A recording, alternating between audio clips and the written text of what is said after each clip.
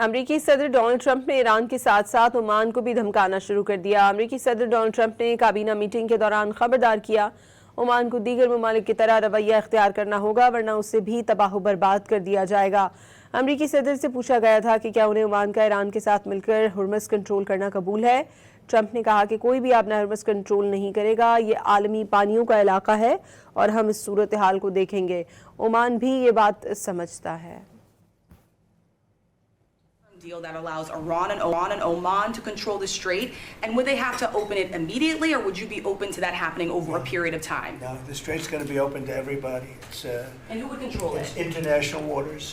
Nobody's going to control it. We're going to watch over it. We'll watch over it, but nobody's going to control it. That's part of the negotiation that we have. They would like to control it. Nobody's going to control it. It's international waters, and Oman will behave just like everybody else, so we'll have to blow them up. They understand that. They'll be fine.